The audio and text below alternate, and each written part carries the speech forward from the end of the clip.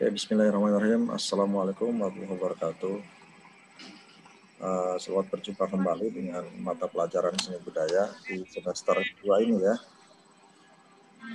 Mudah-mudahan kalian selalu dalam lindungan Tuhan Yang Maha Esa dan selalu diberikan kesehatan untuk menjalani aktivitas kita sehari-hari, terutama dalam pembelajaran untuk hari ini. Oke, untuk di semester ini ya, sekedar mengingatkan kembali bahwa hal-hal yang bisa dikatakan belum tuntas di semester yang telah lalu, ya, maka silahkan bagi mereka tugasnya yang belum terpenuhi segera dipenuhi ya, agar nilai kalian bisa bagus ya. Dan juga jangan diulang kembali hal-hal tersebut di semester ini. Apabila ada tugas, segera dikerjakan dan dikumpulkan ya, melalui classroom. Dan selalu berkoordinasi dan selalu berkonfirmasi ya, tentang tugas-tugas yang kiranya belum masuk. Ya, untuk pertemuan pertama di semester kedua ini, karena kita belum dapat LKS gitu, maka diawali dengan kita masih meliputi tentang materi apresiasi seni rupa.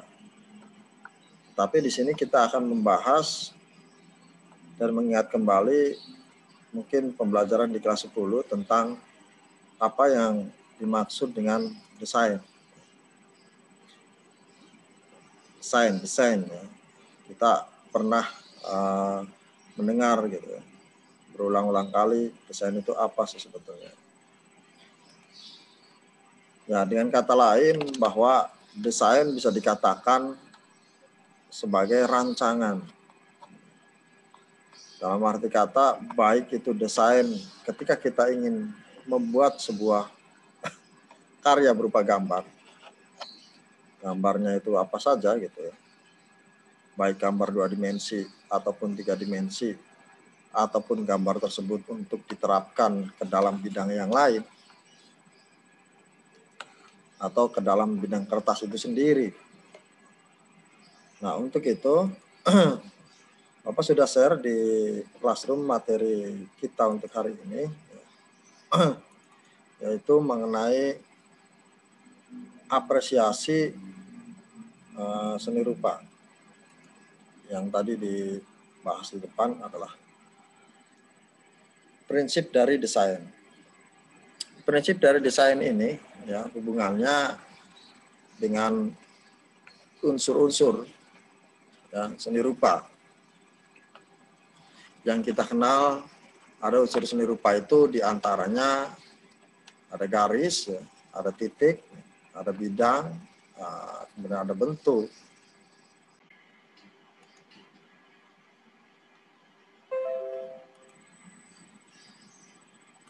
Oke, masih lanjut kembali. Ya. Maklum, ya, bang jaringannya gitu ya, putus nyambung. Tapi kita berusaha untuk memberikan materi ini walaupun dengan sinyal yang mungkin bisa dikatakan kurang bagus. Jadi prinsip desain itu akan berkaitan dengan unsur-unsur seni rupa. Ya. Nah, kita di sini dapat melihat desain yang pertama, yaitu unity. Jadi untuk unity ini merupakan satu kesatuan yang digubah melalui unsur yang mendominasi lah gitu, serta kedekatan dalam suatu komposisi karya seni. Dominasi ini diupayakan melalui ukuran, letak, perbedaan atau pengecualian. Unity ini bisa dikatakan keselarasan atau harmonisasi di dalam kita membuat suatu desain. Ya. Mungkin hal-hal ini akan sulit dimengerti kalau kita tidak praktek secara langsung. Jadi kalau yang namanya keselarasan itu hanya bisa dirasakan. Oke, sambil kita lanjut.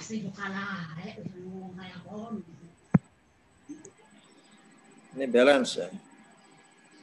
Balance itu merupakan keseimbangan atau stabilitas atau sebuah kesan adanya daya tarik yang sama bagian yang satu dengan yang lain, tanpa meniadakan aksentuasi klimaks atau yang menjadi pusat perhatian pada susunan karya seni.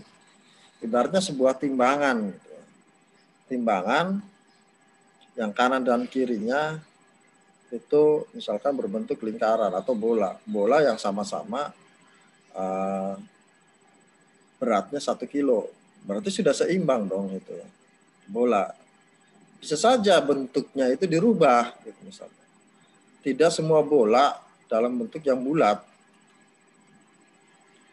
tetapi misalkan sebelah kanannya itu bola, tapi beratnya 1 kilo. Kemudian di sebelah kirinya itu kotak bentuknya, tapi di situ juga 1 kilo, berarti bisa dikatakan balance, bisa dikatakan seimbang kalau kita timbang, walaupun di dalam bentuknya itu tidak sama. Yang sampel pertama, contoh pertama itu sama-sama bola, bentuk lingkaran gitu kan.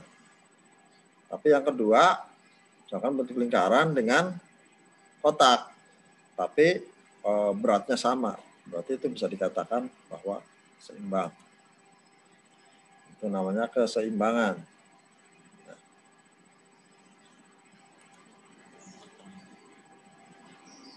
Nah, untuk keseimbangan itu dibagi beberapa keseimbangan juga, beberapa balance ya. Keseimbangan sentral atau radial atau sentris gitu.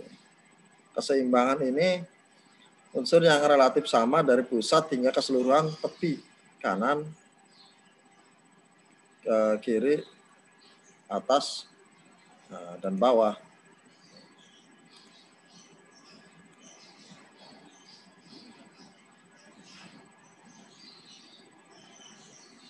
Nah, contoh ya, misalkan.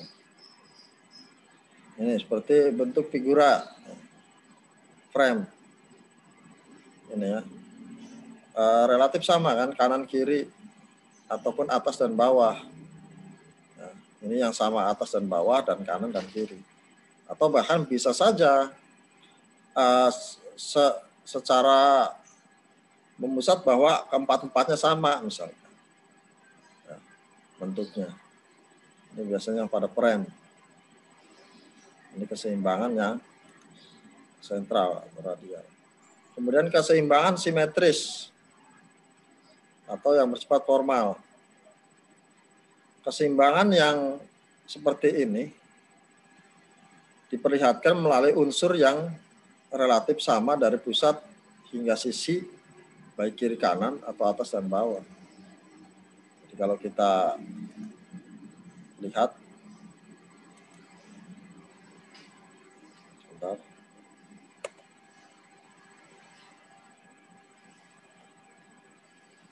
Nah, keseimbangan simetris. Simetris itu sama ya sebetulnya, tapi seperti bercermin. Misalkan. Jadi kalau kita bercermin atau biasa selfie, itu kan otomatis misalkan tangan kanannya itu pasti ada di sebelah kita, itu sebelah kanan. Berbeda dengan berbalik. Jadi seperti ini ya. Ini kan cara berhadapan-hadapan. Nah, ini keseimbangan simetris atau frontal. Misalkan ini atas dan bawah juga sama seperti ini, atau kiri dan kanan. Kalau ini yang tengah bebas ya. Misalkan contoh seperti itu. Kemudian keseimbangan asimetris. Tidak sama itu ya, artinya di sini informal, tidak formal, tidak resmi. Keseimbangan yang susunan unsur-unsurnya pada tiap sisi ditempatkan berbeda, namun tetap memberikan kesan seimbang, baik dengan komposisi vertikal, horizontal, dan sebagainya. Nah, walaupun yang tadi seperti Bapak contohkan, ada bola dengan kotak gitu, tapi beratnya sama. Nah, itu bisa dikatakan asimetris atau informal. Walaupun bentuknya berbeda, tetapi kekuatan untuk beratnya hampir sama. Nah, misalkan seperti ini. Ini kan ya. Ini sama-sama daun, ya. Ini mungkin daun berbentuk apa ini ya? Tahu ya. Bentuk kerucut. Ini agak lebar, tapi sama-sama daun. Ya. Ini bisa dikatakan seimbang. Ini daunnya berbeda gitu, kanan dan kiri, atas dan bawah berbeda. Tapi dari segi ukurannya, ya segi ukurannya itu hampir sama. Sehingga ini bisa dikatakan juga seimbang.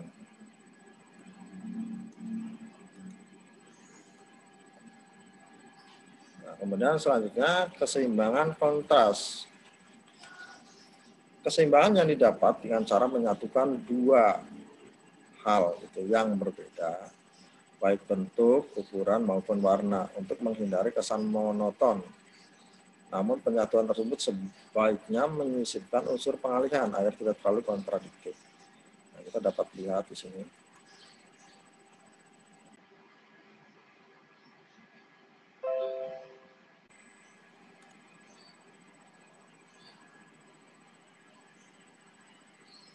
Oke, sambil lanjutkan kembali.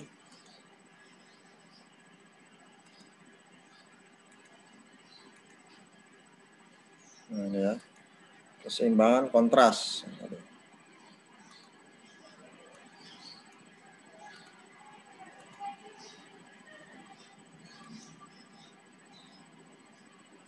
Nah, ini keseimbangan kontras itu sebetulnya hubungannya dengan warna. Masih berlanjut.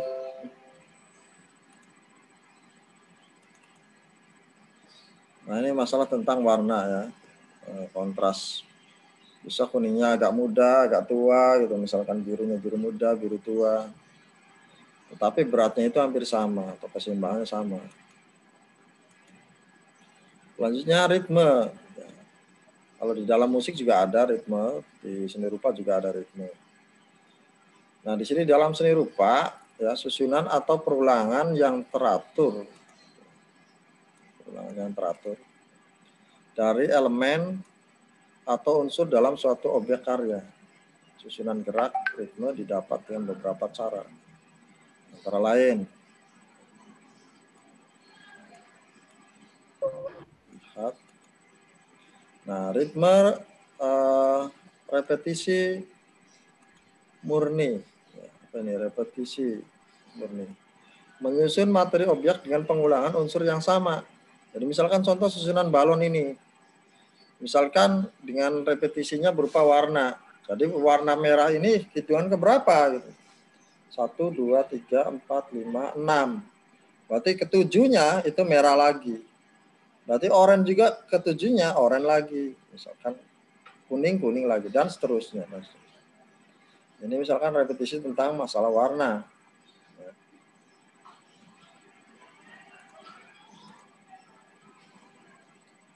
Berikutnya next pada repetisi alternatif atau variasi.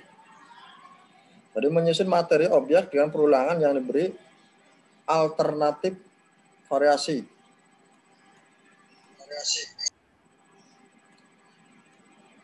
Nah, ini kan perulangan yang misalkan seperti ukiran ini ya. Ini ada lingkaran-lingkaran ini apa? Lung namanya. Lungnya dan perulangan. Berikutnya ritme progresi atau gradasi. Biasanya gradasi ini penyusunan materi objek atau mungkin juga warna ya, atau juga ukuran itu secara bertahap. Nah, ini misalkan merah muda semakin ke sana merahnya agak peas-peas sampai ke putih. Begitupun misalkan hitam, apa abu-abu, agak abu-abu dan lain sebagainya. Ya. Atau masalah tentang bentuknya besar, semakin ke sana kecil. Ya. Itu masalah bentuk atau ukuran. Nah, ini namanya ritme progresi gradasi. Kemudian mengalir atau flowing, menyusun materi objek dengan gerak berkelanjutan, ya, jadi mengalir. Biasanya kalau kita melihat di beberapa gambar-gambar masalah ini ya, masalah seperti ini gitu, agak memusingkan ada gitu ya, gambar-gambar yang lingkaran yang memusingkan begitu, itu namanya flowing, ya, mengalir. Kemudian yang terakhir sini adalah perbandingan ukuran yang ideal dari objek baik menurut kenyataan ataupun perasaan.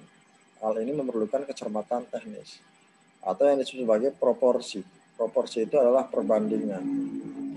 Tidak berat sebelah. Tidak kalau misalkan kita membuat kendi gitu.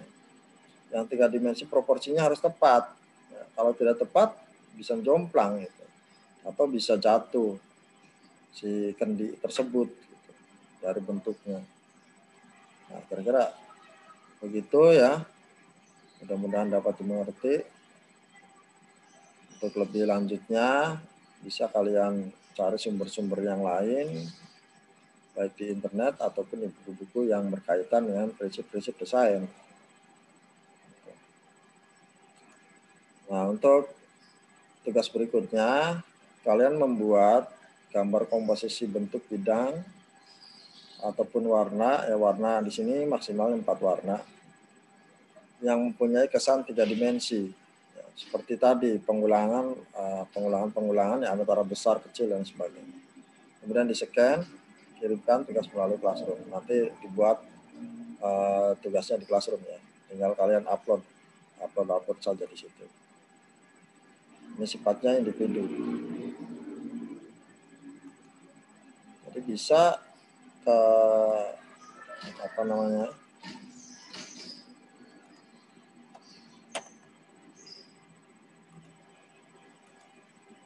Kalian nanti di sini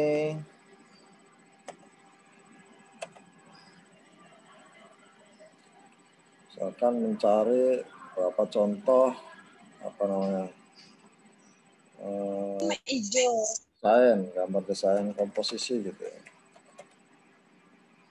Komposisi coba ya, keluarnya.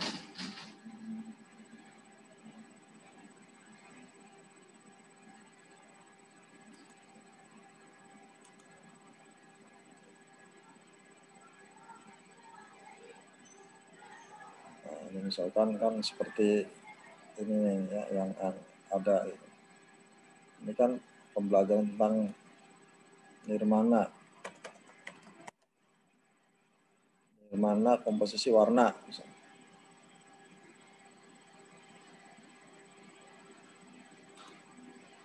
Nah, kira-kira kalian membuat gambar seperti ini. Gitu. Nanti kan kesannya 3 dimensi. Misalkan seperti ini. Nah, ini kan hanya beberapa warna ya. Bisa. Nah, ini mungkin yang sederhana. Ada lagi yang seperti ini.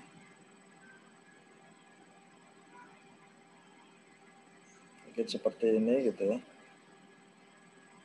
Dan banyak ya. Silahkan kalian browsing. Ya. Silahkan kalian cari gitu, di internet. Kata kuncinya nirmana. Gitu. Kalian warnai, bisa warna dengan cat air atau dengan spidol atau dengan pensil warna. Di kertas ini aja gitu ya. A4 ya kalau nggak salah ya. Yang mungkin lebar, nggak terlalu lebar gitu. Kertas biasa aja.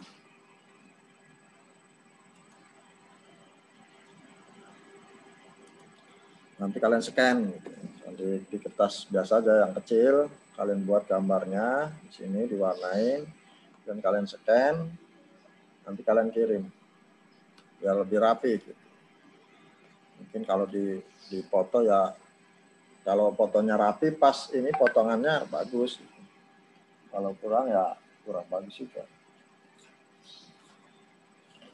Oke, sesi pertanyaan, mungkin barangkali ada pertanyaan di sini.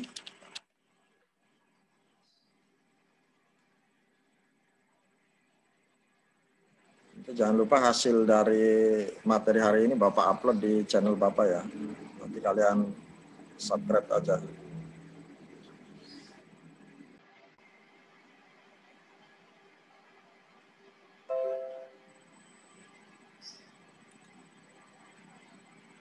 Ya, mangga barangkali ada pertanyaan sebelum diakhiri. Kita foto dulu ya, dipoto. Bentar.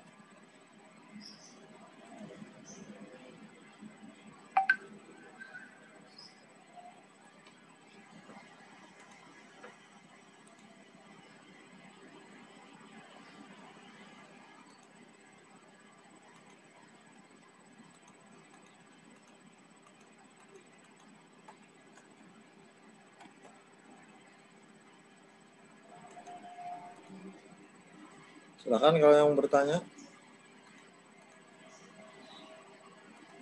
3 lembar bisa dibuka ya kameranya.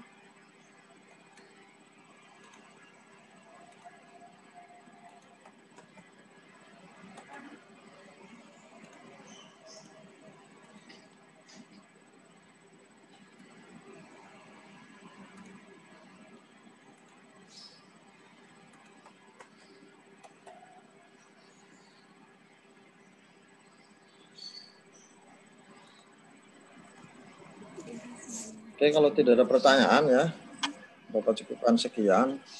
Bapak. Iya, gimana? Bapak.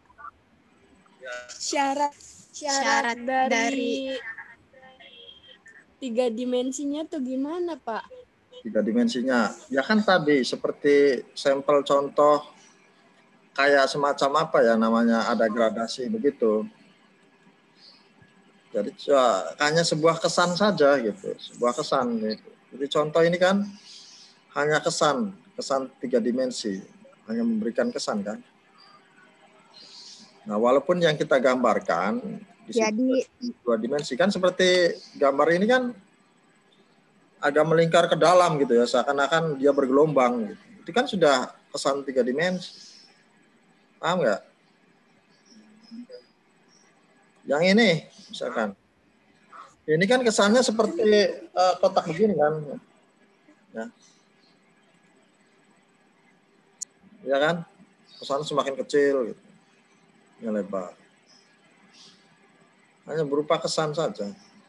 Nah ini kan seperti gelombang-gelombang ini, seakan-akan dia berputar-putar kayak hipnotis begitu ya, yang masuk ke dalam gitu, seakan memusingkan. Nah mungkin ingin membuat seperti ini juga kan bentuk manusia gitu ya, yang dibuat seperti ini, atau ini juga ini. Jadi seakan-akan memiliki keruangan. Ya. 2 dimensi itu seakan-akan memiliki keruangan, walaupun kita membuat gambarnya 2 dimensi. Ya, tinggal mencontoh aja nirmana yang ada di Google. Tinggal kalian salin, gambar ulang aja gitu. Biar nggak sulit. Bisa dipahami ya?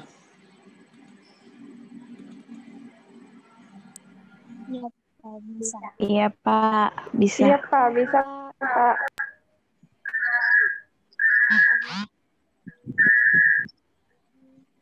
Mana ada pertanyaan lagi yang lain?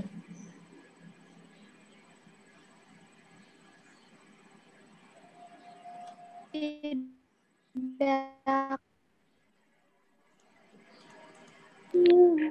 Nah,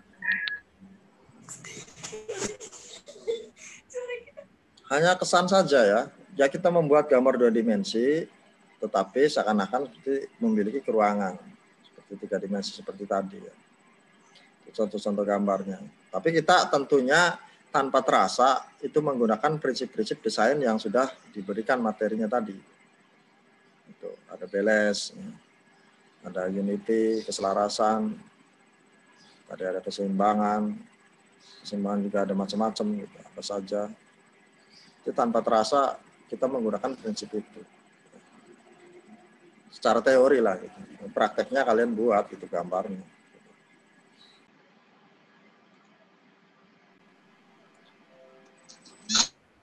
Kiranya gitu aja ya. Nanti kita coba lanjutkan minggu depan kalau sudah dibagikan LKS-nya.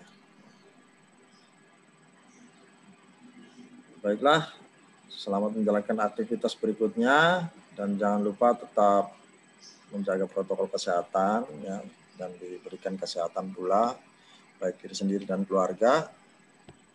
Dan jangan lupa tugas-tugas kalian adalah sebagai pelajar adalah mengerjakan tugas yang diberikan oleh Bapak dan Ibu guru.